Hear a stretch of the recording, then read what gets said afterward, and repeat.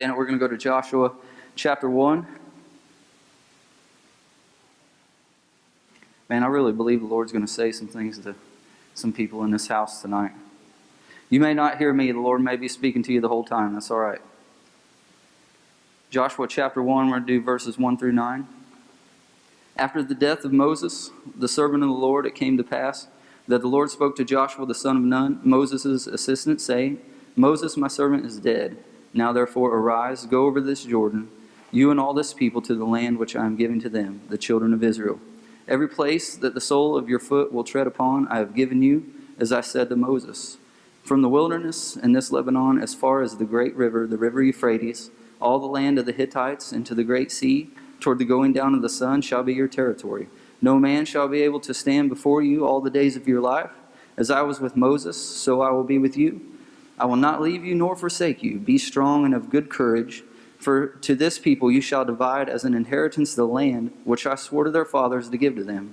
Only be strong and very courageous, that you may observe to do according to all the law which Moses my servant commanded you. Do not turn from it to the right hand or to the left, that you may prosper wherever you go. This book of the law shall not depart from your mouth, but you shall meditate in it day and night, that you may observe to do according to all that is written in it.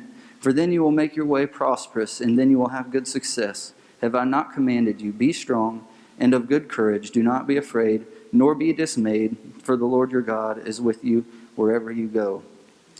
So just in that piece of scripture right there, it's kind of a side note to what we're really talking about tonight. But I think it's worth mentioning that as we kind of unpack everything we're going to talk about tonight, that the Lord speaks to him 3 different times to be strong and be courageous. Be strong and be courageous. And so I'm going to speak that over you tonight, that you're not going to need to, that you are strong and courageous people. And so the things that you are called to do and the places that you are called to go, you already have all the strength and all the courage that you need to go and accomplish those things that the Lord has put in you tonight. And so we're going to talk about some of those things. And God's given Joshua a word here, or a promise. And so we're going to talk about God's promises a little bit tonight, if that's okay. But what I've come to realize in studying Scripture, not just in this one, but throughout, when God's given a word or a promise to people, it's always like, hey, go.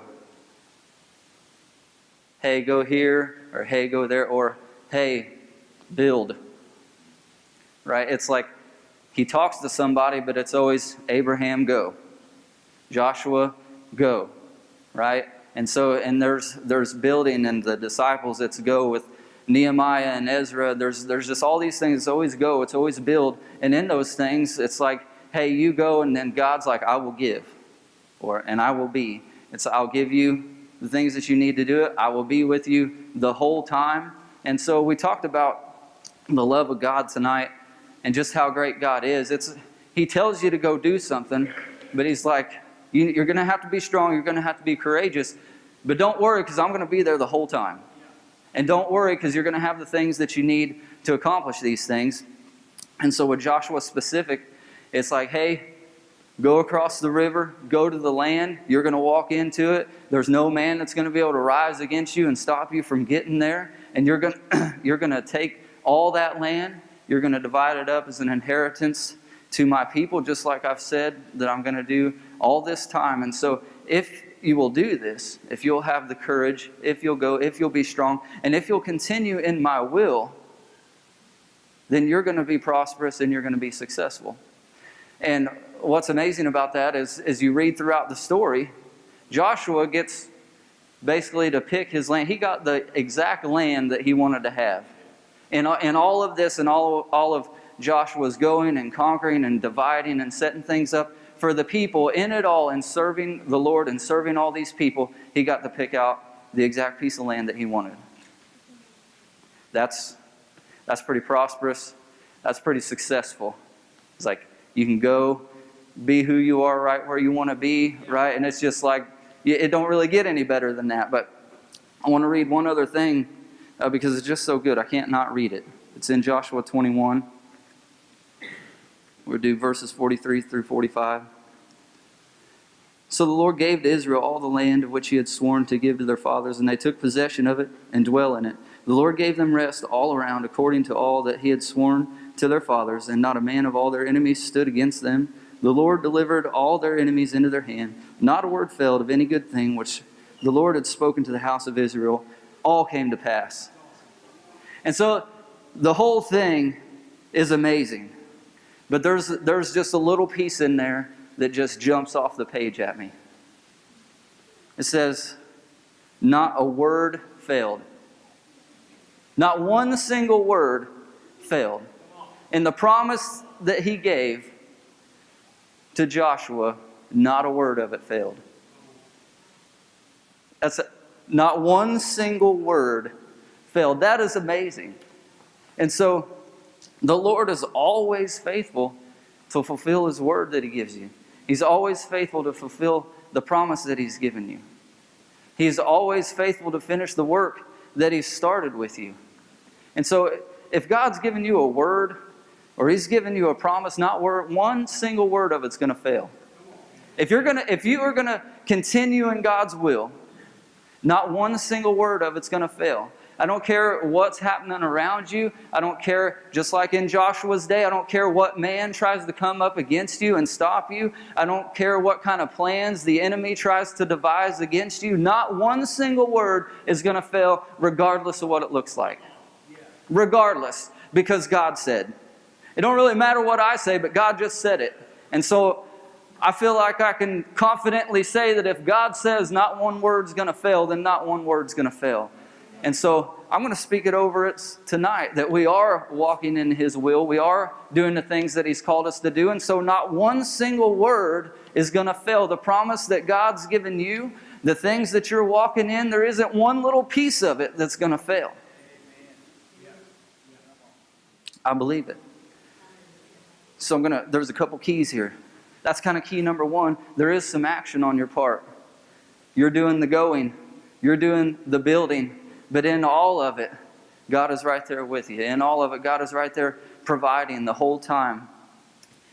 And here's key number two. When you look at all these, Abraham, Moses, Joshua, whatever name you want to throw in there, all of them, when God is doing this, the promise is to you, but it's for them. That's a good word. The promise is to you, but it's for them. So it was to Joshua, but it was for the people that were following Joshua. It was to Joshua. He was the one that had to lead. He's the one that had to divide up the land, and it was for all those people that were following him. And so when God gives us a word or a promise, it's to an individual or to a group, but it's for the many. Yeah.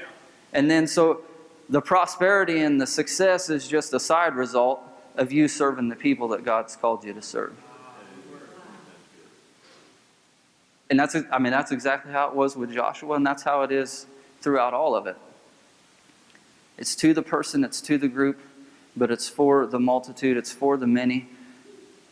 But the amazing thing is kind of like Joshua, you get to pick out that piece that you want to have. The prosperity and the success.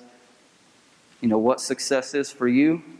I believe that God's going to let you pull that out, draw that from him, and be able to walk in that success. Not the success for somebody else, but the success for you. The things that you want, the things that you've asked God for, the things that you've laid on your face and prayed about, and the things that you've cried about unto the Lord.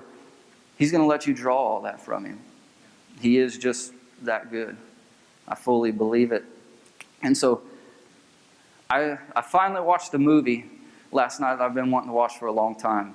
It's called 42. Anybody in here watched it before? Got a couple people. So it's the story of Jackie Robinson is kind of what it is. He was number 42, Brooklyn Dodgers. Started in basically 1947 with his major league career. But it's about Jackie Robinson. He was the first black male to ever play Major League Baseball with the 344 or 399 other white guys. Never been a black major league player before in MLB. And so at that time there was 400 in the league. And it finally went to 399, and you got that one person. But it's really amazing because the story is about Jackie Robinson, but it kind of starts with another person. The guy's name was Branch Rickey.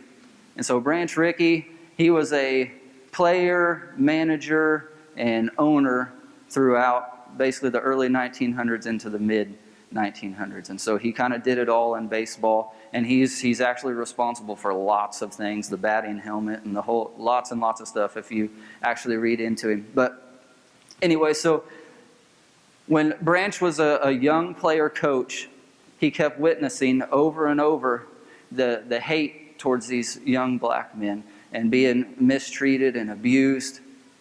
And of course it didn't sit well with him, but it kind of vaguely explains, it's all based on a true story, that he just had this conviction. He always kept telling himself that he was saying enough or doing enough to make a difference. But it just really set on him. He became really convicted that he said, to go and stand before the Lord, I know that my answer is not sufficient. And so he was a deeply Christian guy. And through this conviction, after he became an owner, it was in 1947, through all that conviction that he had, all the things that he was going through, all the things that he experienced as a young guy, all of it built up into this moment where in 1947, he signed Jackie Robinson to a major league deal with the Brooklyn Dodgers. And so, as soon as he did it, everything went crazy. And there was so much hate that came forth, not only to Jackie Robinson, but also to Branch Rickey. And they were getting these threats. The FBI was involved, and it was a whole big thing of all the hate that came forward out of this. But the amazing thing is through Rickey and through Robinson, black men were able to play baseball without segregation for the first time and for all time since. And these two men faced awful things. Awful. But they made a way for many, many, many afterwards. For one guy to start with one conviction and to walk in his deep faith, knowing what the consequences were going to be. He faced it anyway. So we can say if it's facing the unknown, we can say if it's facing the known. It doesn't matter what it is. If we'll continue to walk in His will, we'll be prosperous and successful. Now, I want to share something with you from the Word of the Lord for 2018. Apostle Dan gave. Last paragraph. Through Jesus, this family of believers will be known as waymakers. In seasons past, some would not hear my words. So many, like Jeremiah, out of frustration quit speaking. But as I did with him, so I will do with you, and put fresh fire in your bones to speak of my ways. As you speak, those who refused to hear in the past will not only hear what you say is possible, but will cry out within themselves, Waymakers, show us the way. The ways of relationships, of power and gifts, reconciliation, and of prosperity. Like on the road of Emmaus, you will remind them of things I have said in the past, but this time they will have ears to hear and be able to do my word. I just gave you a couple examples of waymakers. And it's already been proclaimed over us that we all are waymakers. And so what I'm saying is, no matter what you're facing, if it's the unknown or the known, if you'll be the waymaker, walk in the thing that He's called you to walk in, you will be prosperous and you will be successful. And so I need you to write this down. If you come in here and you write stuff down, write this down.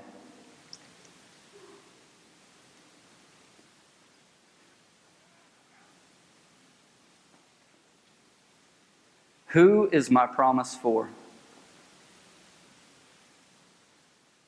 You don't have to answer that right now, but you got to have it with you so that you can answer it. Who is my promise for? And so right along with that, you get to know who your promise is for. It's, who am I going to be making a way for? Don't have to be a specific person. It can be groups of people, all kinds of different things.